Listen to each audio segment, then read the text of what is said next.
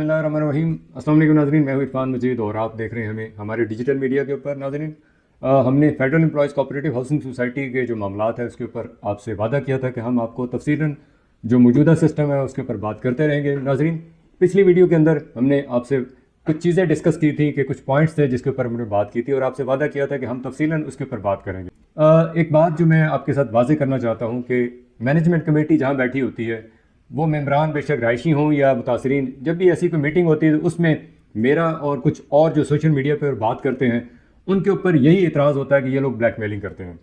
नाज़रीन, मैं बड़े वाज़ेह अंदाज में पहले भी कह चुका हूँ कि अगर आप में से किसी शख्स के पास अगर कोई ऐसे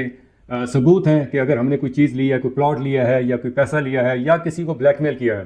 तो आप हमें किसी कटहरे में भी बुला सकते हैं, किसी जरगे में बुलाएं, किसी मीटिंग में बुलाएं, हम वहाँ पे हाज़िर होंगे। लेकिन नाज़रीन, अगर मैनेजमेंट कमेटी इसी तरह का प्रोपेगेंडा करती रही कि जो लोग बात करते हैं उनको ब्लैकमेलर कह लिया, या आप लोग भी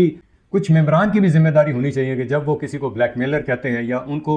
महफिल के अंदर ये बात की जाती है कि उनको चाहिए कि जिसके खिलाफ भी बात हो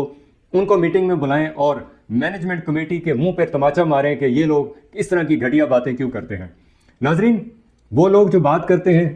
और सबूतों के साथ बात करते हैं उनको ब्लैकमेल कहना और उनके ऊपर इल्ज़ामात लगाना इस मैनेजमेंट कमेटी का वतीरा है। ये मैनेजमेंट कमेटी जिस प्रोपेगेंडे के ज़रिए इस मैनेजमेंट कमेटी ने ये इलेक्शन जीता उसके बारे में कोई शक व शुबे वाली बात नहीं है, क्योंकि मैं उस इलेक्शन को पूरा कवर भी कर रहा था और देख भी रहा था कि किस तरह इदारों को मिला के इस मैनेजमेंट कमेटी ने इस इलेक्शन को किस तरह जीता और कई तरह की जो स्टैंप्स थे वो लगी। हालांकि जो बलदियाती इलेक्शन हो, ज़िमनी इलेक्शन हो, नेशनल असम्बली का इलेक्शन हो, प्रोविंशियल असम्बली का इलेक्शन हो, वहाँ एक स्टैंप होती है और पूरे पाकिस्तान में एक ही स्टैंप कंसिडर की जाती है। आप हमारी 22 या 23 अगस्त 2022 की अगर वीडियो निकाल के देखें तो हमने वो तमाम सबूत पेश कर दिए थे जिसके ज़रिए से, जिस फ्रॉड के ज़रिए से ये मैनेजमेंट कमेटी बरसरे इक़्तिदार आई।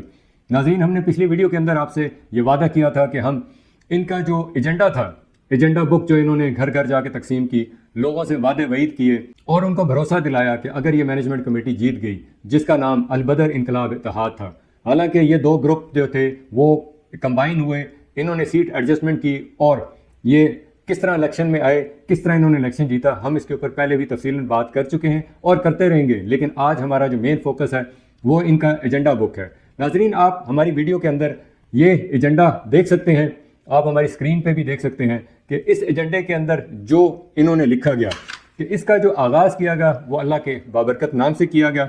और इनका जो टॉप ऑफ द हेडिंग थी वो ये थी कि मंशूर बराए election 2022-2025 federal employees cooperative housing society. साथ ही इन्होंने अपने ग्रुप का नाम लिखा अलबदर इनकलाब ग्रुप। नाजरीन, इस एजेंडे का सबसे पहला जो पॉइंट था वो ये था कि जिन्ना गार्डन फेज़ 1 और फेज़ 2 के LOP प्लान को तरजीही बुनियादों पर मंजूर कराया जाएगा। इसकी तफसील में मेजर आफ्ताब के उस दौर से स्टार्ट करना चाहूँगा कि मेजर आफ्ताब के दौर में 1600 कनाल का एक LOP जमा करवाया गया और पूरे टेन्योर के अंदर लोगों को इसी बात पे झूठ बोला गया कि ये LOP मंजूर हो चुका है। लेकिन जब ये मैनेजमेंट कमेटी सुपरसीड हो गई तो उसके बाद एडमिनिस्ट्रेटर साहब आ गए। अब एक रिवाइज प्लान जो है वो 1861 कनाल का जमा करवा दिया गया। लेकिन उस वक्त जो नई मैनेजमेंट कमेटी आई उनके सदर थे खालिद महमूद बड़ाई साहब। अब खालिद साहब ने इसके ऊपर जो साइन किए वो उसके गवाह जो हैं, जो जनरल मैनेजर रिजवान शबीर साहब, वो उसके चश्मदीद गवाह भी हैं और उन तमाम चीज़ों को हकायक जो हमारे साथ बयान हुए मैं उसको बयान करना चाहूँगा। नाजरीन, ये LOP 1861 कनाल का जब federal employees cooperative housing society और नेशनल असम्बली का अप्रूव हो गया तो उसके बाद जो एक नया खेल खेला गया, हालांकि LOP होने के बाद कोई भी चीज़ जो है वो चेंज नहीं हो सकती थी। लेकिन जो मौजूदा मैनेजमेंट कमेटी के जनरल सेक्रेटरी हैं, जो पिछली मैनेजमेंट कमेटी के कोऑर्डिनेटर थे, उन्होंने वो तमाम खेल खेला जो पिछली मैनेजमेंट के अंदर वो खेल सीख चुके थे। इस वक्त जब वो आए तो उन्होंने किसी अमेनिटीज़ की जगह को नहीं छोड़ा,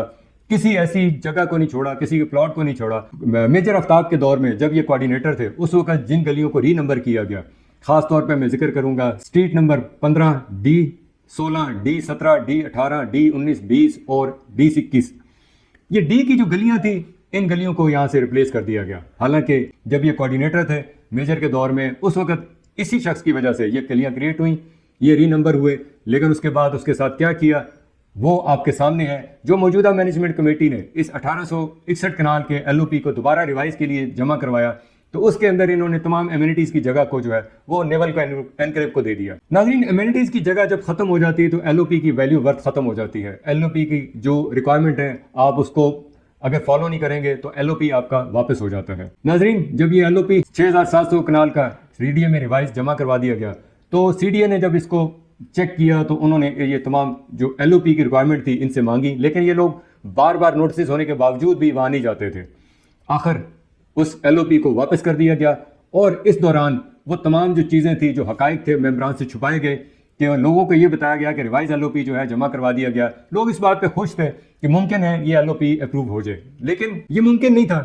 کہ یہ ایل او پی اپروو ہو جاتا، کیونکہ اس کے اندر بینکر سٹی کی جگہ ہے، بہت ساری ذمہ داروں کی جگہ ہے، اور بہت ساری ایسی جگہ کو بیچ میں شامل کر کے جمع کروا دیا گیا۔ اور یہ سارا کچھ آئی سی ٹی کے کہنے پہ ہوا، کیونکہ ان کے اوپر محسن اختر کیانی صاحب کا وہ ڈنڈا تھا جو ہائی کورٹ کی طرف سے ان کے سر پہ برسنا تھا، اور ان کے تمام جو خواب تھے وہ چکنا چور ہو جانے تھے۔ لیکن آئی سی ٹی نے ان کو پورا سپورٹ کیا۔ آئی سی ٹی کے کہنے پہ انہوں نے 6700 کنال کا ایل او پی جمع کروا دیا گیا، حالانکہ اس کی کوئی ریکوائرمنٹ پوری نہیں تھی۔ ناظرین، اسی طرح فیز 2 کا جو ایل او پی تھا ہم اس کے اوپر بھی بات کریں گے، جو نومبر 2024 کو اپرووڈ ہوا،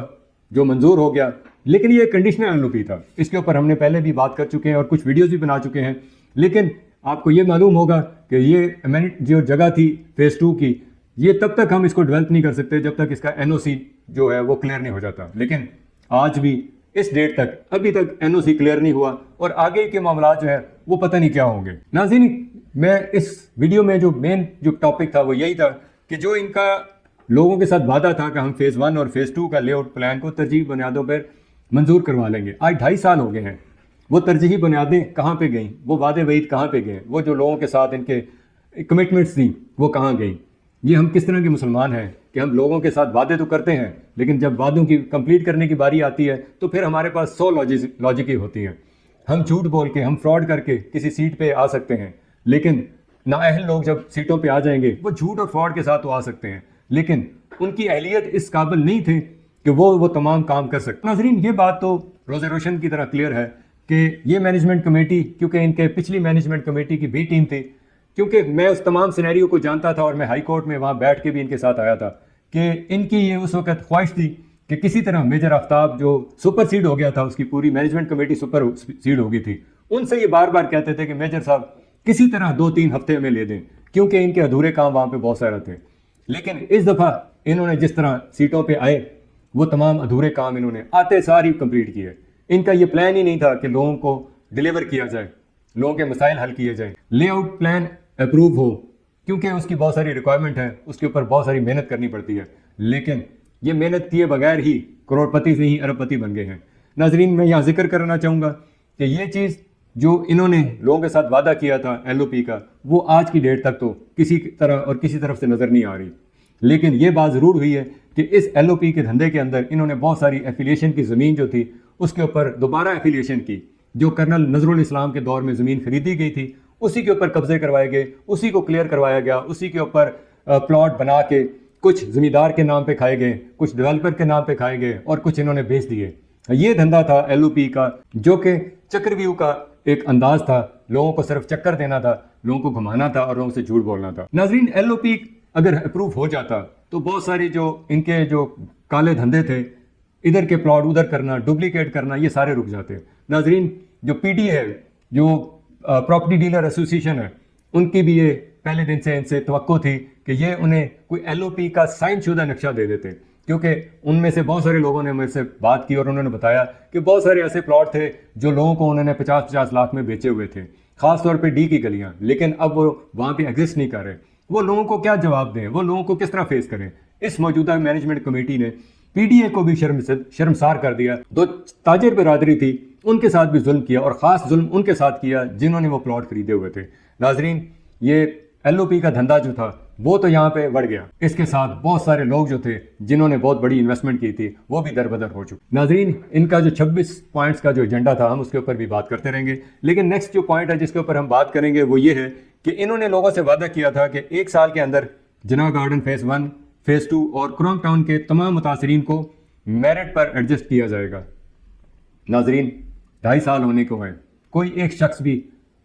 خاص طور پہ متاثرین میں سے سامنے نہیں آیا کہ جس کو ایڈجسٹ کیا گیا ہو۔ ناظرین، ہم اس کے اوپر پوری ڈیٹیل کے ساتھ تفصیلاً کچھ ایسے لوگوں کے ساتھ انٹرویو بھی کروائیں گے جن کے ساتھ انہوں نے کس طرح وعدے کیے اور کس طرح یہ لوگ مکر گئے. اسی کے ساتھ ہمیں اجازت دیں. اللہ تعالیٰ ہم سب کا حامی و ناصر ہو. ہمیں بھی اپنی دعا میں یاد رکھیے گا. السلام علیکم ورحمۃ اللہ.